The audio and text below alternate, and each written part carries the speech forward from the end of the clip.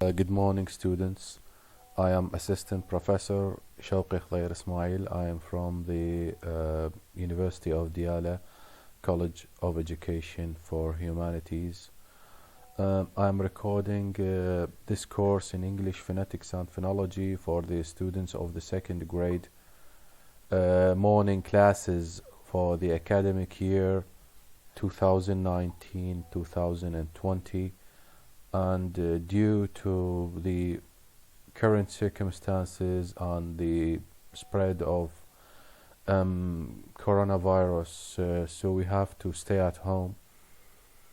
I hope that everybody will be at a good health, and you should not leave home because of the circumstances, So you can just pay attention to my lecture, to my class.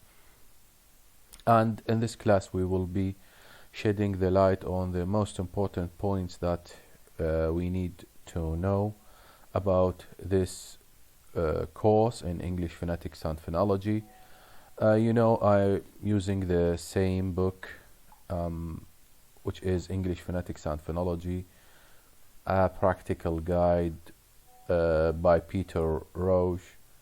This is the 4th edition, which is the same textbook that you are using in actual lectures. These lectures will be uploaded, and you have the liberty to see them at any time you want.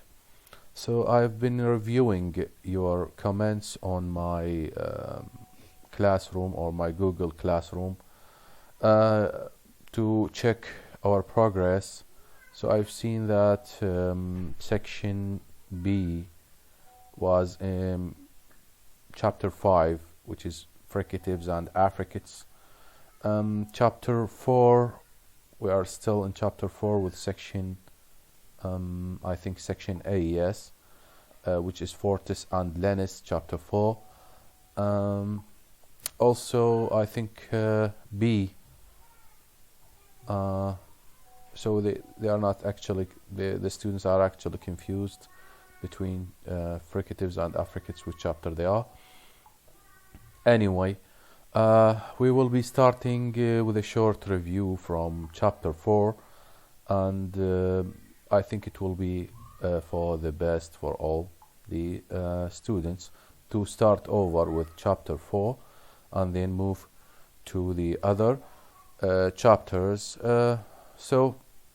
Actually having a lecture without you is a bit weird, but what we can do, we just have to use the things that are in hand here. You see the contents of the book here. It's actually chapter 6 with the fricatives and affricates. It's chapter 6 here. Chapter 4, voicing and consonants. So I will be focusing on voicing and consonants here to have a short review on it, and then moving down to chapters 5 and 6. So here we are on chapter 4, voicing and consonants. So this chapter is actually concerned with how the voicing is produced, and you see that it's connected with consonants because, as we have studied in vowels, all the vowels in English are voiced. So the only way to know the difference between voiced and voiceless is actually studying consonants. So it starts with the larynx and how the larynx is composed.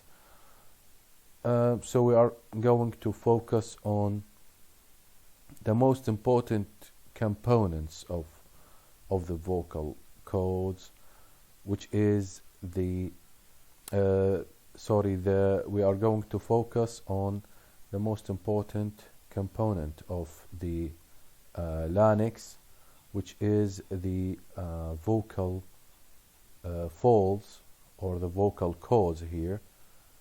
So you see that it's made of first cartilages, they are small bones.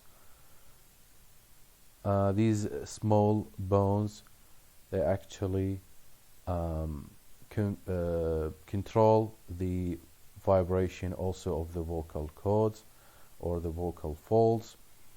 You see that the most important component of the larynx, as I told you, is a cartridge, and we have the vocal folds or the vocal cords. So they are actually some elastic tissues, and when they vibrate, they create the voicing. Here we have, these are the cartilages, and you see that these are the vocal folds, and when they are actually put in certain position, so they start to vibrate and create voicing. So as you see, we have here 4 positions in which they can be made or they can be put. The first position of the vocal folds is wide apart, so they are actually moving away from each other, and this position is just used for breathing and producing a voiceless consonant. So it's just used in normal breathing and in the production of voiceless consonants. The second position is the narrow glottis. The narrow glottis. The air is passed through the glottis when it's narrowed, so they are actually narrowing or closing on each other, the vocal folds, and the result here is a fricative sound, for which symbol is h. So the sound is made in the glottis when there is a narrow glottis. The sound is not very different from a whispered vowel, so it's called what? A voiceless glottal fricative, which is the h sound.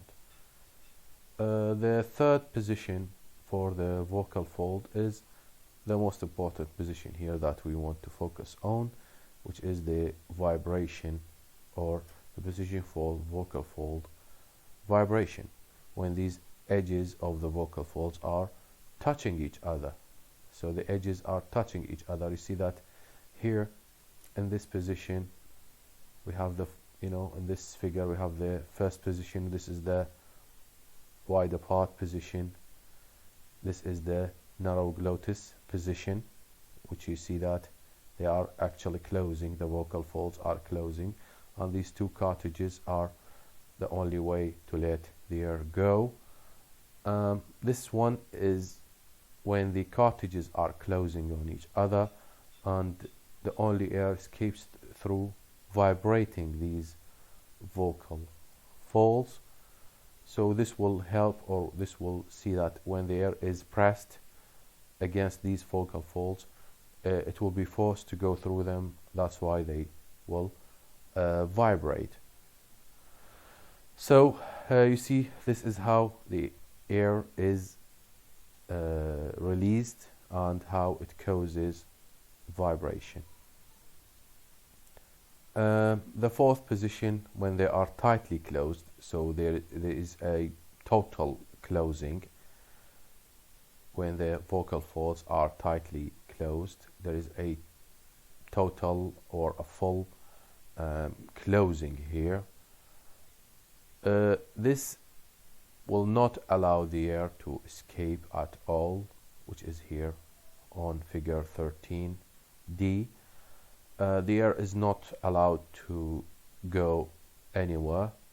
That's why the vocal folds can be firmly pressed together so that air cannot pass between them.